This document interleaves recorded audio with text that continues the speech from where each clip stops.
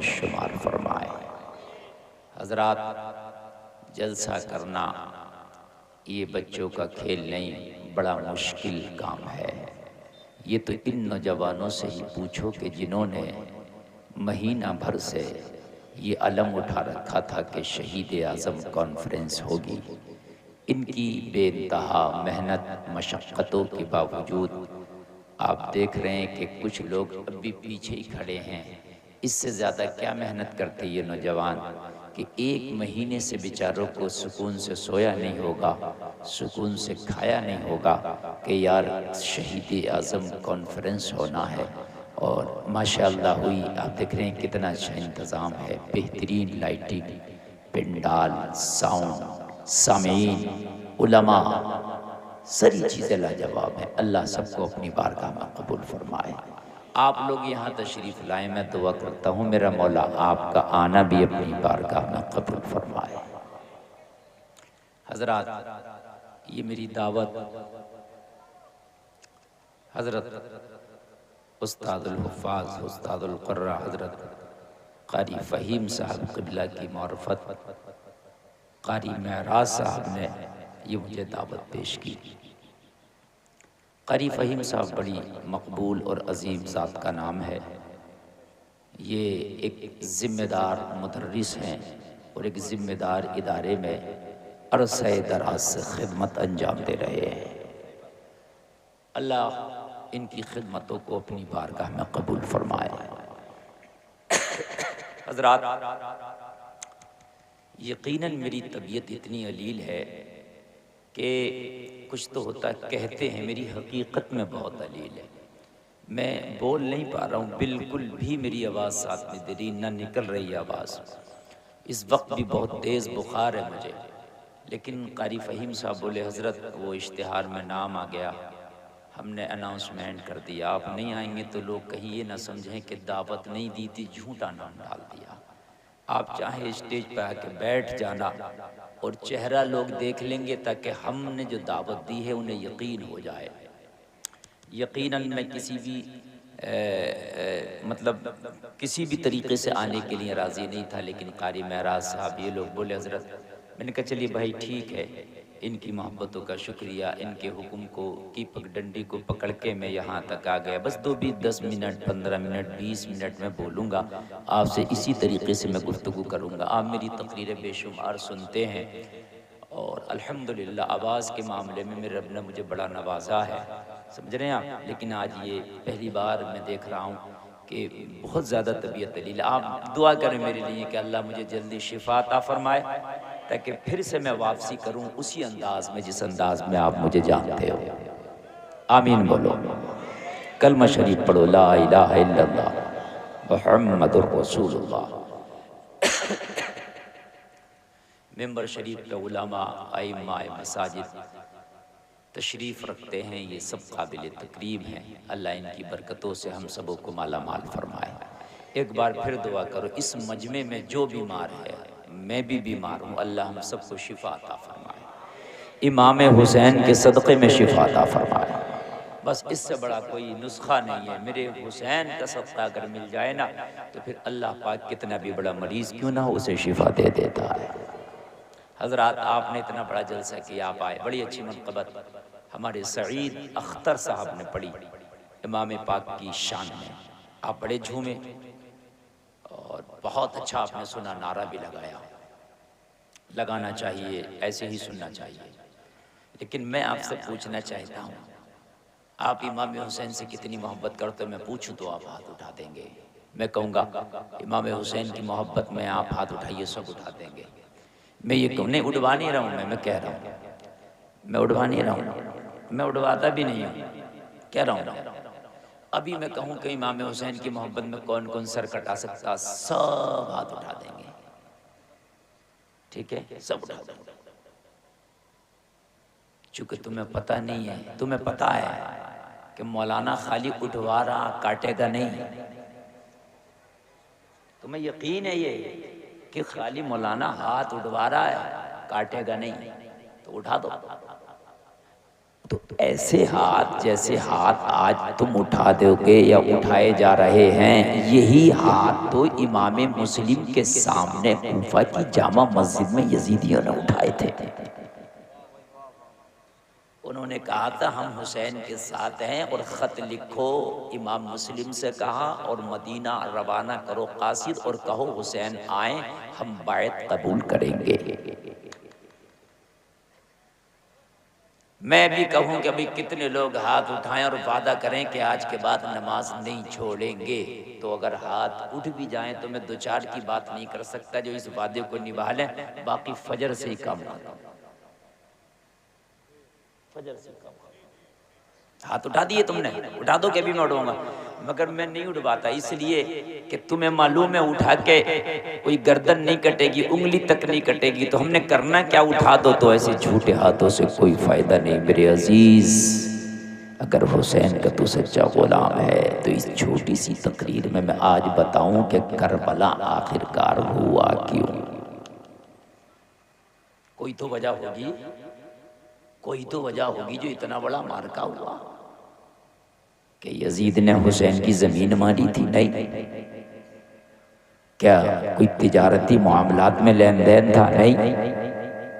क्या खानदानी घपला था? नहीं, खानदान भी अलग अलग थे, खानदान भी अलग अलग थे।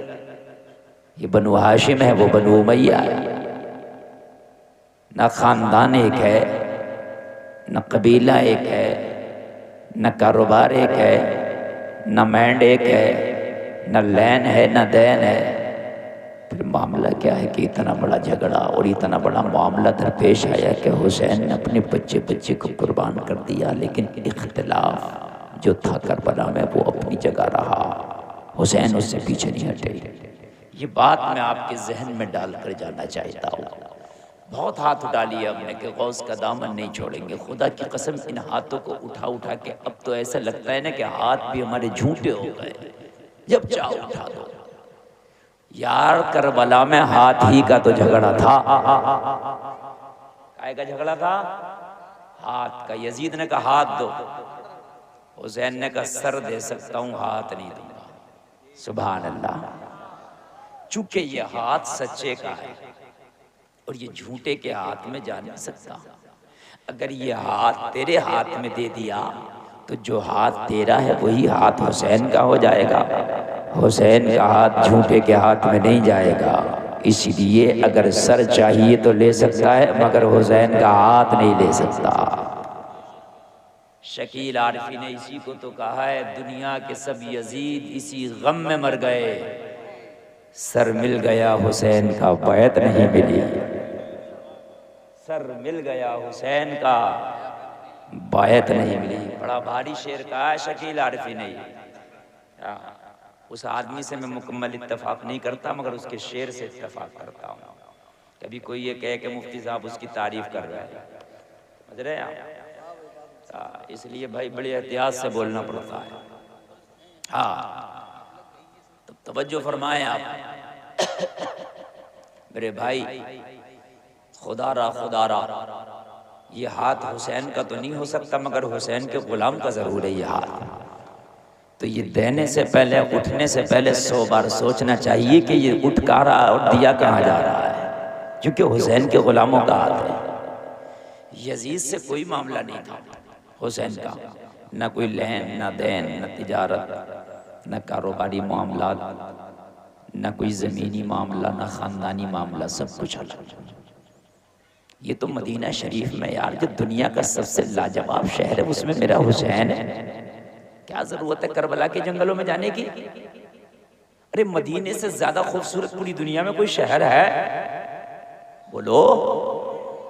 फरिश्ते आते हैं मदीने में 70,000 सुबह को, 70,000 शाम को, जो एक बार आए दोबारा आने की मोहलत नहीं मिलती। इतना प्यारा शहर है मदीना, जो एक बार आए दोबारा ना आएंगे।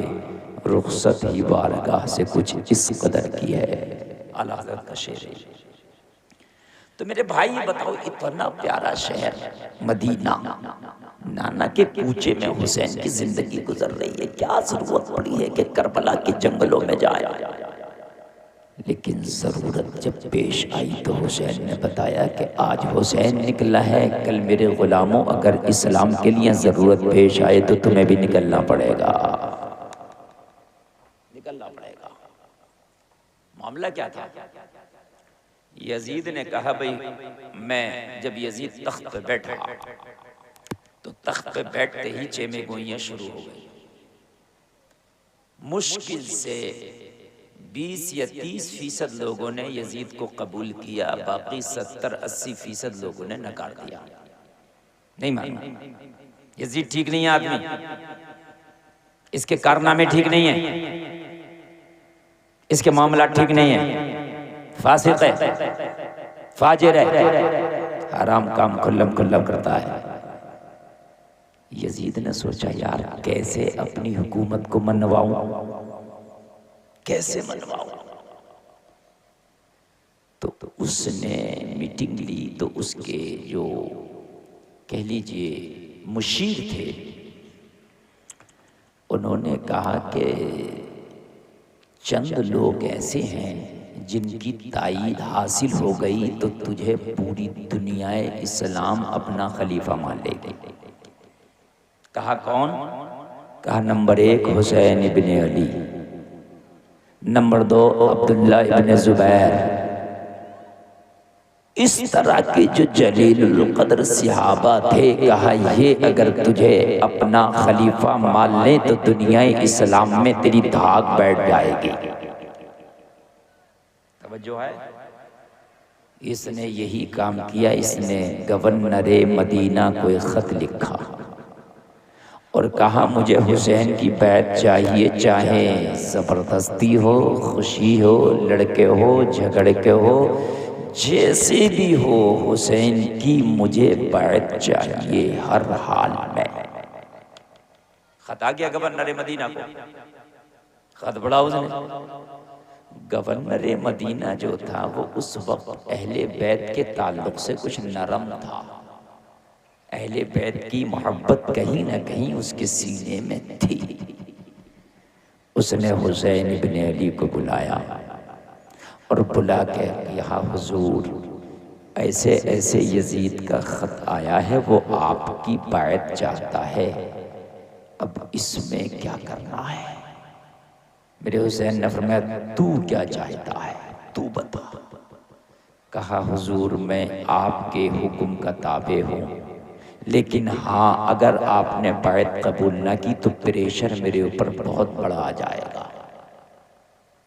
तो मेरे हुसैन ने उससे कहा सुन, चाहे तो कान में सुन ले, चाहे तो मैदान में सुन ले। बात बाप की थी तो हमारे भैया ने भी कबूल किया और हमने भी कबूल किया, इसलिए कि वो सहाबी रसूल थे। सुभान अल्लाह बोलो। लेकिन बात यजीद की आती है तो हुसैन किसी भी कीमत उसको कबूल नहीं करेगा। कहा हुजूर प्रेशर पड़ेगा आप पर, देख लेना। हुसैन ने कहा कितना प्रेशर पड़ेगा? कहा हो सकता मदीना छोड़ना पड़ा। हुसैन ने कहा ये भी गवारा है, अगर सर कटे ये भी गवारा, कुनबा कटे ये भी गवारा, गर्जी न जाए ये भी गवारा। अगर हुसैन को सब कुछ कुर्बान करना पड़ जाए सब कुछ गवारा है, लेकिन उसकी बैत कबूल नहीं करूँगा। बस हुसैन ये कह के चले गए, ये कह के चले गए। अब टॉपिक यहाँ से शुरू होता है। टॉपिक ये है कि मैं ये पूछना चाहता हूँ कि गवर्नर मदीना से कहा चाहे सर कटे, मदीना छूटे, खानदान कटे, सब लुट जाए, उसको कबूल नहीं करूँगा। आखिरकार क्यों हुसैन इतना बड़ा फैसला क्यों? ये अहम बात है, जरा गौर से सुनना। हुसैन इतना बड़ा फैसला क्यों, किस लिए? अब जरा सुने क्या खराबी है मौला हुसैन यजीद के अंदर, उसके अंदर खराबी क्या है? तो जवाब मिलेगा वो कभी नमाज पढ़ता है, कभी नमाज छोड़ता है, ये खराबी है पहले। कभी पढ़ता है, कभी जोर से बोले। अच्छा वो पढ़ता ज्यादा था, छोड़ता कम था। समझ लें आप, पढ़ता ज्यादा था, छोड़ता कम था। हम छोड़ते ज्यादा हैं, पढ़ते कम हैं, फिर भी हुसैन। ये उलमा बैठे, वो पढ़ता ज्यादा था, छोड़ता कम था। हम छोड़ते ज्यादा हैं, पढ़ते कम हैं, फिर भी हुसैन। क्योंकि हाथ उठा दिया ना हमने रात जलसे में, क्या हुसैन ही बस हो गए हुसैन। नंबर 1। नंबर 2, शराब पीता था। तो यजीद के ज़माने में शायद जहाँ तक मेरी तहकीक और नॉलेज है, एक ही शराब चलती होगी, वो जो भी बनती होगी देसी, सिर्फ एक ही, ठीक है। लेकिन आज इस ज़माने में कम से कम 50 तरह की शराबें हैं। अंग्रेजी, देसी, बियर। वो एक तरह की पी ले तो हुसैन ठुकराते हैं, वो यजीद। हम 50 तरह की पिए तो पक्के हुसैन। बात जरा गौर से समझना, खाली शोर मचाने से कुछ नहीं है, हाथ उठा दिया इससे कुछ नहीं है। क्या मुसलमान शराब नहीं पीता? शराब की भट्टियों पे हमारे कब्जे हो चुके हैं। तुम तो पीने की बात कर रहे हो, मैंने तो यहां तक सुना है कि मुसलमान शराब बेच भी रहे हैं। 2 नंबर। तीसरी बात, यजीद अपने दरबार में कम उम्र लड़कों को जिनकी दाढ़ी नहीं आती, उन्हें नचाता था। किनको नचाता था? कम उम्र लड़कों को जिनकी दाढ़ी नहीं होती है, जो शबाब में भी आने वाले हैं, नचाता था। वो लड़कों का डांस देखे तो यजीद, हम लड़कियों के डांस देखें तो पक्के हुसैन। हंसने की नहीं बात, समझने की है यार, बात थोड़ी समझने की है। कड़वी है मेरी बात थोड़ी सी कड़वी है, लेकिन समझने की है। कड़वी है बात मेरी। हम लड़कियों को नचाएं, हमारी शादियों में लड़की नाचे, मेहंदी की रस्म में, हल्दी की रस्म में लड़की नाचे, दूल्हा की बहनें नाचे, दूल्हा के घर में सब नाचे, तो हम पक्के हुसैनी। हम मेलों में डांस पार्टी लगा बुला के नचाएं। क्या मेलों में डांस पार्टियां नहीं आ रही हैं? बोलो, आ रही हैं। अब मेलों में बुला रहे हैं उसको, एक लड़का है उस्मान भारती, 1 दर्जन लड़कियों को साथ लेके घूम रहे हैं। वो 1 दर्जन लड़कियों को और नचाया जा रहा है। पक्के हुसैनी है हम तो। मेरी बात सुने, मेरी आवाज इतनी नहीं है कि मैं आप तक बहुत जोर से पहुंचा सकता, बस सुन ले। हम मुकाबले कव्वाली कराएं, छापे लगवाएं, हम पक्के हुसैनी। मैं यजीद का पार्ट नहीं ले रहा, या मैं उसकी तरफदारी नहीं कर रहा। मैं तो यजीद के आबो हवा और उसकी हर चीज से कुत्ते से ज्यादा नफरत करता हूं। मैं बता रहा, जब तोलो तो पल्ला हाथ में ले लो तो बराबर तोलो।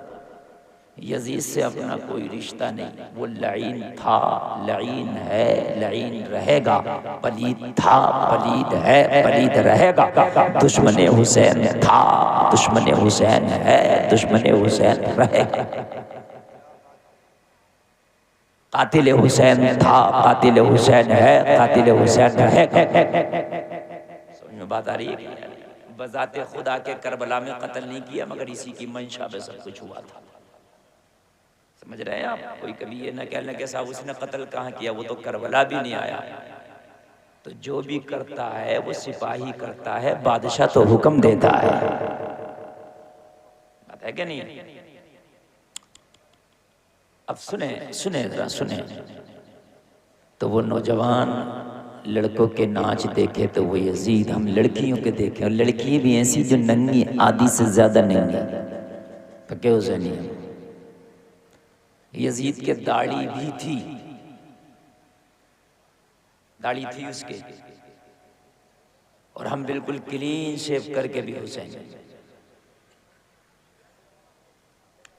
वो सर पे इमामा या टोपी जो भी रखता हो, सर रहता था उसका ढका हुआ। हम बिल्कुल हीरो कट में घूमे तो पक्के हुसैनी। झूठ हम बोलें, सूद हम खा लें, धोखे हम दें, दलाली हम करें, नमाजें हम छोड़ें, वालिदैन को हम सताएं, बहन बेटियों पर गलत नज़रें हम डालें, जुआ हम खेल लें, ज़कात हम नहीं दें, उश्र हम नहीं दें, रोज़े रमज़ान के हम नहीं रखें, हज फ़र्ज़ हो गया, पिलाट पे पिलाट ख़रीदें, हज हम नहीं करें, पक्के हो से। तो मैं ये पूछना चाहता हूँ कि तुम हुसैनी हो किधर से, ये बताएं आप मुझे। कम से कम कुछ एक ज़ाविये से तो बताएं कि हम किधर से हुसैनी। मुझे आप जरा जो मेरे भाई सोचना पड़ेगा। कयामत में ऐसा नहीं है कि अच्छा ये आ गए जलसा करने वाले जिन्होंने हाथ उठाए थे, चलो इन्हें जन्नत में लेके चलो, ऐसा नहीं होगा ना। कब्र में जब जाओगे तो मुनकर नकीर अच्छा आगे जलसे में नारा लगाने वाले हाथ जो उठाया था, चलो ठीक है आराम से सो, जन्नती बिछोना ये, और सर्दी उर्दी लगे तो लिहाफ ला दे और चल जाए। ऐसा नहीं, बड़ा मुश्किल काम है। आप ये सोच रहे हो कि मुनकर नकीर आएंगे कहेंगे अच्छा और कुछ तो नहीं चाहिए आपको, ऐसा नहीं है। बड़ा मुश्किल काम है, बहुत मुश्किल काम है। मेरे प्यारे एक बात मैं बताऊं, वो सहाबा जिन्होंने नबी को अपनी आंख से देख के कलमा पढ़ा, अल्लाह के खौफ और अजाब जहन्नम से इतना रोते थे कि उनकी दाढ़ियां हमेशा तर रहती थी। इतना रोते, दाढ़ियां हमेशा तर रहती थी। वो हुसैन कि जिसके नाना का तुमने कलमा पढ़ा और जिस हुसैन का जलसा सजाते बताऊं उसके घर क्या आलम, उसकी एक बेटी है जिसका नाम है सैयदा सकीना। उम्र है मुश्किल से 6 के आसपास, 6 इयर्स। तुम्हारे घर में भी 6 साल के बच्चे होंगे, 7 साल के, 5 साल के। तुम अपने बच्चों को देखो, 5 और 6 साल के बच्चों को भी इतना भी शऊर नहीं होता है कि मैं दुनिया में आया क्यों। उसे सिर्फ खेल से, खिलौने से मतलब है। एक टॉफी में उस बच्चे को इधर से आप उधर कर सकते हो। बोलो है कि नहीं है?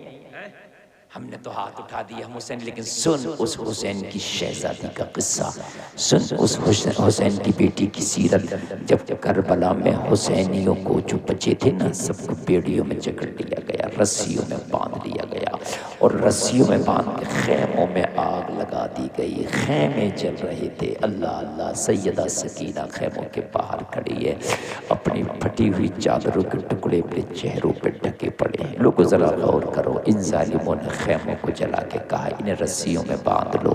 सैयदा सकीना की नरम नाजुक कलाइयाँ, 6 साल की उम्र क्या होती है, इतनी कस के जालिमों ने रस्सियाँ बांधी, इतनी कस के रस्सियाँ बांधी कि सैयदा सकीना के कभी उन कलाइयों के निशान तक न गए। और इन्हें ऊँटों की पीठ पर बांधा, और बांध के जब लेके चले ये, चलो यजीद के दरबार में चल के यजीद से इनाम हासिल करेंगे।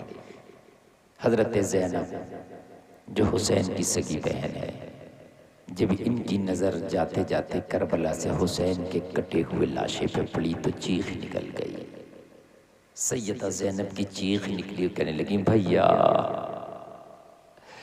मदीने में थे तो नबी के कंधों पे सवारी करते थे, आज करबला में आए तो लाश कैसी बेगोरो कफन पड़ी है।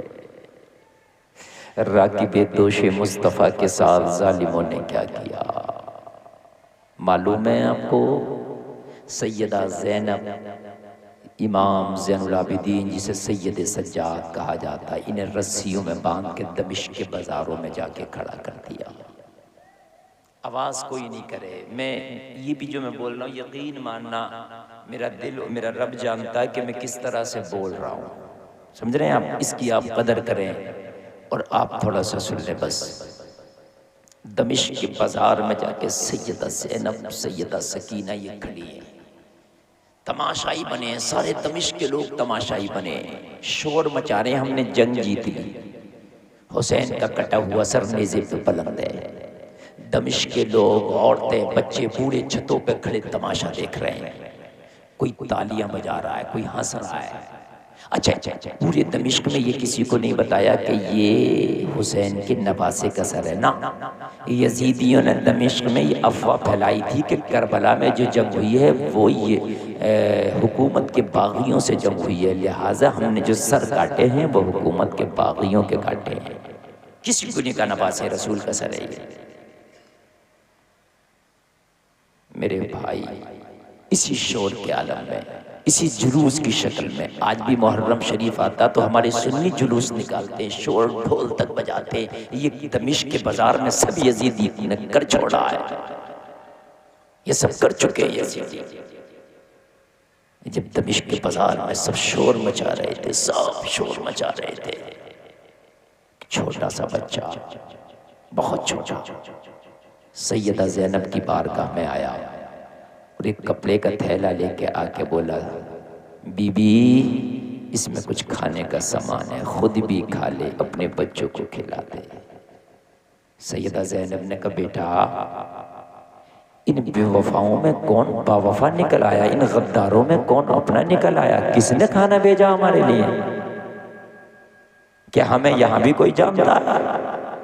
कभी भी मैं तो नहीं जानता कि वो जिसने खाना भेजा है वो तुम्हें जानता या नहीं जानता, लेकिन उसने इतना कहा था कि ये उस बीबी को खाना दे देना कि जिसके चेहरे पे फटी हुई चादर के टुकड़े हैं, जिसकी पैरों में बेड़ियां हैं। तो बस मैं उसका हुक्म मानते हुए ये ले आया, इसमें कुछ खाने का सामान है, खा ले बीबी, अपने बच्चों को खिला दे। सैयदा ज़ैनब ने फरमाया, बेटा ये खाना बाद में खाएंगे, पहले उसको बुला के ला के जिसने ये खाना भेजा है। तवज्जो है? अच्छा, हमारी कौम के मिजाज इतने बिगड़ गए, इतने बिगड़ गए, इतने बिगड़ गए, मैं पहले कह चुका हूं कि उस आवाज अंदाज में नहीं बोलूंगा तो उठ उठ के भाग रहे हैं। जबकि खुदा की कसम मैटर में वो दे रहा हूं कि इसी बात को मैं चीख के कह लेता, इसी बात को धीरे से कह रहा हूं। मगर इस कौम के मिजाज इतने बिगड़ चुके हैं, इतने बिगड़ चुके हैं, तुम्हारे लिए योगी और मोदी ही ठीक है। मतलब मैं पहले कह चुका हूं मेरे भाई कि मैं नहीं बोल पाऊंगा तो थोड़ी देर मुझे सुनना बर्दाश्त कर ले। समझ में आ रही है बात सही है, लेकिन नहीं सुनेंगे मजा नहीं आ रहा ना, मजा ढूंढने आते हैं यहाँ। और एक एक बात क्लियर बोल रहा हूं मैं, गौर करें, जरा गौर करें। सैयदा ज़ैनब ने कहा, बेटा उसे जिसने ये टुकड़े भेजे उसको बुला ला, पहले उसका दीदार करने थे, एक बार उससे मुलाकात करा दे, फिर खाने की बात होगी। बच्चे ने कहा ठीक है बीबी। बच्चा थोड़ी देर के लिए गायब हुआ और थोड़ी देर के बाद जब बच्चा सैयदा ज़ैनब जो हुसैन की सगी बहन है उनकी बारगाह में आया तो 80 साल की बूढ़ी औरत का हाथ पकड़ के लाया। जो बूढ़ी औरत कांप रही थी, जिसके बाल सफ़ेद थे, बावें सफ़ेद थी, पलक लटक गए थे, जो बुढ़ापे की वजह से कमर झुक गई थी। सैयदा ज़ैनब की बारगाह में कहने लगा, बीबी जिसने खाना भेजा है वो यही बूढ़ी औरत है, यही है। सैयदा ज़ैनब ने कहा, बीबी कि तू हमें जानती है कि हम कौन हैं? जहां पर सब ताली बजा रहे थे तूने भी ताली बजा लिया होता, जहां पर सब पत्थर मार रहे थे तो पत्थर तूने भी मार लिया होता, जहां पर सब शोर मचा रहे थे, हमारा मजाक उड़ा रहे थे, थोड़ा सा मजाक तूने भी उड़ा लिया होता। तूने खाना क्यों भेजा? क्या तू जानती है मैं कौन हूं? सैयदा सकीना की तरफ इशारा किया, तू जानती है बच्ची कौन है? इमाम ज़ैनुल आबिदीन की तरफ इशारा किया, तू जानती है नौजवान कौन है?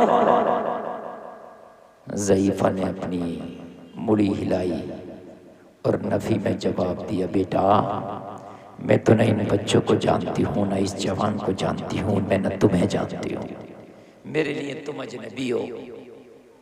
तो कहा फिर ये बता कि तूने खाना क्यों भेजा? तुझे क्या ज़रूरत थी खाना भेजने की? जहाँ सब तालियां बजा रहे थे तूने भी ताली बजाई होती। तो मालूम है क्या जवाब दिया बूढ़ी ने? कहने लगी, बेटी जब मैंने तुम्हें कैद में देखा, जब मैंने तुम्हारे हाथ पैर बंधे देखे, जब मैंने तुम्हें असीर देखा तो मुझे अपनी मखदूमा की वसीयत याद आ गई। सैयदा ज़ैनब ने फरमाया, बूढ़ी माई तेरी मखदूमा की वसीयत क्या थी, ज़रा वो तो बता। तो कहने लगी, बेटी मेरी मखदूमा की वसीयत ये थी कि ज़िंदगी में कभी किसी कैदी को देखो तो उसे खाना ज़रूर खिला देना। मैंने देखा तुम्हारे हाथ बंधे हैं, तुम्हारे पैरों में बेड़ियां हैं, मैंने अंदाज़ा लगा लिया कि तुम ही कैदी हो, जो जंगी कैदी बनाया गया वो तुम हो। तो मखदूमा की वसीयत याद आई। मेरी मखदूमा ने कहा था, ज़िंदगी में कभी भी किसी कैदी को देखो तो उसे खाना ज़रूर खिलाना, पता नहीं कब से भूखा है। सैयदा ज़ैनब ने कहा, बूढ़ी माई तेरी मखदूमा की वसीयत बड़ी लाजवाब थी, तेरी मखदूमा का नाम क्या है, ज़रा नाम तो बता। कहने लगी, बेटी मेरी मखदूमा को फातिमातुज़ ज़हरा कहते हैं। सैयदा ज़ैनब ने कहा, फातिमा कौन फातिमा? बूढ़ी ने कहा, बेटी फातिमा बिन्ते रसूल मेरी मखदूमा थी, उनकी वसीयत थी कभी भी किसी कैदी को देखो तो खाना ज़रूर खिलाना। तो फिर सैयदा ज़ैनब ने पूछा, बूढ़ी माई फिर तेरा नाम क्या है? कहने लगी, बेटी मुझे फिज़्ज़ा कहते हैं। ये हज़रत फ़ातिमा की सबसे ख़ास कनीज़ थी। हज़रत फ़ातिमा की कनीज़ों में सबसे ख़ास कनीज़ हज़रत फिज़्ज़ा है। वो यही है जो हज़रत ज़ैनब के सामने खड़ी है। कहने लगी, मेरा नाम फिज़्ज़ा है। हज़रत ज़ैनब की आंख में आंसू आ गए। हज़रत ज़ैनब ने पहचान लिया, चूँकि इसी फिज़्ज़ा के हाथ में हज़रत ज़ैनब का बचपना गुजरा था। इसी ज़ैनब ने अपने हाथ से हज़रत हसन और हज़रत हुसैन को लुक़मे खिलाए थे। कितनी मर्तबा ज़ैनब के झूले झुलाए थे, कितनी मर्तबा फ़ातिमा के आंगन में उंगली पकड़ के हुसैन और हसन को ये लेके चली थी। कितनी मर्तबा हज़रत ज़ैनब के मुंह में इतने अपने हाथ से लुक़मे दिए थे। तो तुम्हारे जहन में सवाल गर्दिश कर रहा होगा, हज़रात जब ये ज़ैनब की वो थी जिसने क्या ज़ैनब को पाला था, तो फिर ज़ैनब ने पहचाना क्यों नहीं? तो वजह ये थी, बिछड़े हुए तकरीबन 50 साल का अरसा हो गया था। भाई कौन 50 साल के बाद किसे पहचानेगा? जब ये बिछड़ी थी तो हज़रत ज़ैनब का बचपना था और फिज़्ज़ा की जवानी थी। आज जब दमिश्क के बाजार में मिली हैं तो फिज़्ज़ा का बुढ़ापा है और हज़रत ज़ैनब उस वक्त जवान है। कौन पहचानेगा? हज़रत ज़ैनब ने उसको ये नहीं कहा कि मैं ज़ैनब हूँ, खामोश हो गई। सोचने लगी, अगर मैंने बताया कि मैं ज़ैनब हूँ तो बड़ी तकलीफ़ होगी, इसलिए कि मदीने में इसने हमें शहज़ादी बना के रखा था, आज यजीदियों ने कैदी बना के रखा है, तो इसे बड़ी तकलीफ़ होगी। और अली की बेटी किसी को तकलीफ़ देती नहीं है, अली के घर वाले तो तकलीफ़ों को बर्दाश्त करते हैं। नहीं बताया, नहीं बताया, बस खामोश हो गई। ये बूढ़ी जाने लगी, बूढ़ी वापस होने लगी। हज़रत ज़ैनब ने हाथ पकड़ लिया और कहा, बूढ़ी माई कहाँ जाती है? कहने लगी, बेटी बुढ़ापा सर पे है, घर में जाके चंद लम्हे आराम कर लूँगी। हज़रत ज़ैनब ने फरमाया, आराम करने से पहले एक बात बता, अगर तेरी कोई तमन्ना हो तो बता दे। कहा, क्यों? कहा, तूने काम इतना अच्छा किया है कि दिल चाहता है कि तेरे दामन को मैं इनाम से भर दूँ, लेकिन मेरे पास देने के लिए कुछ नहीं है। जालिमों ने खेमों को आग लगा दी, जालिमों ने मेरे बच्चों के कानों से बालियां तक नोच दी। हमारे पास सिर्फ फटी हुई चादरों के टुकड़े हैं, लेकिन हम खाली हाथ अपने दर से किसी को भेजते नहीं। हमारे पास देने के लिए अगरचे कुछ नहीं है, लेकिन अगर तेरी कोई तमन्ना हो तो बता दे, दुआ कर जाएंगे। ज़बानों में आज भी इतनी ताकत रखते हैं कि अल्लाह मरने से पहले तेरी तमन्ना पूरी कर देगा। इतना सुना तो बूढ़ी, जिसका अभी कमर झुक गई थी, एकदम सीधी खड़ी हो गई और सैयदा ज़ैनब से बोली, वाकई तेरी दुआओं में इतनी ताकत है कि जो कहे वो कबूल होती है? का बूढ़ी माई हमारी तो छोड़ दे, जो हमारा नाम लेके दुआ कर दे उसकी भी कबूल हो जाती है। हमारी तो छोड़ दे। कहने लगी अच्छा। वो कहने लगी सही बात तो ये है कि जब तक कोई हमारा नाम ना लेना, न उनकी दुआएं कबूल होती हैं, न उनकी नमाजें कबूल होती हैं। नहीं, ये जो पढ़ते हो नमाजों में अल्लाहुम्मा सल्ली अला मुहम्मद व अला आले मुहम्मद, आले मोहम्मद यही तो है, यही तो है, ज़ैनब ही तो आले मोहम्मद है। बूढ़ी ने बड़ी खुश होकर कहा, जैसे किसी बादशाह की खोई हुई सल्तनत मिल गई हो, जैसे किसी बीमार को शिफा मिल गई हो, जैसे किसी बे औलादे को अरसा दराज के बाद औलाद मिल गई हो।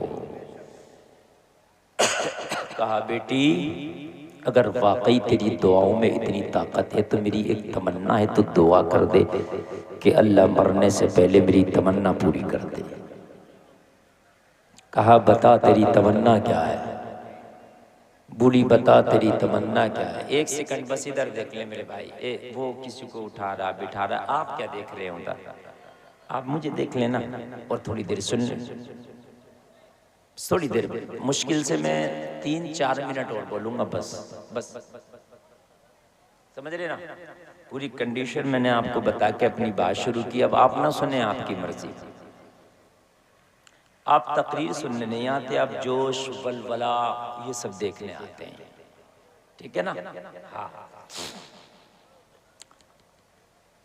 कहा फिर बेटी मेरी एक तमन्ना है, तो दुआ कर दे कि मरने से पहले अल्लाह मेरी तमन्ना पूरी कर दे। कहा बूढ़ी माई बता तेरी तमन्ना का नाम क्या है? बूढ़ी ने कहा बेटी जब मैंने मदीना छोड़ा था तो मदीने में मेरी मखदूमा के 3 बच्चे थे। एक का नाम हसन था, एक का नाम हुसैन था, एक का नाम ज़ैनब था। ये तीनों बच्चे मुझे बड़े प्यारे थे, बहुत प्यारे थे। बेटी 50 साल का अरसा हो गया इन बच्चों से मुलाकात ना हो सकी मेरी। जिंदगी के आखिरी पड़ाव पे अब दिल में ये तमन्ना है कि काश मरने से पहले एक बार इन बच्चों से मुलाकात हो जाती। काश एक बार मैं ज़ैनब को अपने कलेजे से लगा लेती। काश एक बार मैं उन बच्चों को, इन शहजादों का दीदार कर लेती। सैयदा ज़ैनब तो छिपाना चाहती थी, लेकिन वादा कर चुकी थी जो कहूँगी मैं वो दुआ करूँगी। अब इसने दुआ ये करवा दी कि मेरी उनसे मुलाकात हो जाए। सैयदा ज़ैनब ने कहा बूढ़ी माई समझ ले तेरी दुआ कबूल हो गई। कहा कैसे? कहे जो नेज़े पे कटा हुआ सर जो कुरान की तिलावत कर रहा कोई और नहीं तेरा हुसैन है। तेरी नाजों का पाला हुसैन है, जिसके झूले झुलाए थे वो हुसैन है, जिसे छोटे छोटे लुक़मे खिलाए थे वो हुसैन है, जिसे लोरियां सुनाई थी वो हुसैन है। चीख निकल गई फिज़ा की, कहने लगी हाय ज़ालिमो, तुमने गले हुसैन नहीं काटा बल्कि पोसा काहे मुस्तफ़ा काट डाली। मैंने कितनी बार नबी को इस गले को चूमते देखा था। कहने लगी बेटी तो फिर मेरी ज़ैनब कहाँ मिलेगी? कहने लगी ज़ैनब कहीं और नहीं, यहीं मिलेगी जो तेरे सामने बेड़ियों में कैद है, यही तेरी ज़ैनब है। हाय हाय ज़रा गौर करें लोगों, कैसा आलम होगा, कैसा मंजर होगा। सैयदा ज़ैनब को बेड़ियों में देखा, चीख निकल गई। कहने लगी बेटी ये बुढ़ापा भी तेरे कदमों पे कुर्बान है। यजीद अगर मौत की सज़ा देगा तो सबसे पहले फिज़्ज़ा तख्ते-ए-दार को चूमेगी। अगर यजीद तलवार से सर कलम करेगा तो सबसे पहला सर कलम होने वाला फिज़्ज़ा का होगा। बस मैदान महशर में माँ फातिमा से कह देना माँ फिज़्ज़ा हमारे कदमों पे कुर्बान हो के आई है। मेरे अजीज़ों, मेरे साथियों, खाली हाथ उठाना हुसैनियत नहीं है। यजीद नमाजों को पायमाल करता था, हमें नमाजों का मुकम्मल से पाबंदी करनी है। यजीद शराब पीता था, हमें शराब से नफ़रत करनी है। यजीद लड़कों के नाच देखता था, हमें हर तरह के नाच से नफ़रत करनी है। यजीद बंदरों के तमाशे देखता था, हमें हर तरह के तमाशों से परहेज़ करना है। मेरे अजीज़ों, जो काम यजीद का था, जिसकी वजह से हुसैन ने उसे ठुकराया था, उन सारे कामों से हमें नफ़रत करके वो काम करना है जो करबला में 72 हुसैनियों ने किए थे। मेरे भाई, हुसैन पाक आखिरी सजदा करबला की धरती पर करके बता गए कि उस नवासे पर मोहम्मद मुस्तफ़ा को नाज है, उसकी हिम्मत पर अली शेर खुदा को नाज है। सजदे तो सबने किए पर उसका नया अंदाज है, उसने वो सजदा किया जिस पर खुदा को नाज है। इस्लाम जिंदाबाद, व मा अलैना इल्लल बलाग। अस्सलामु अलैकुम।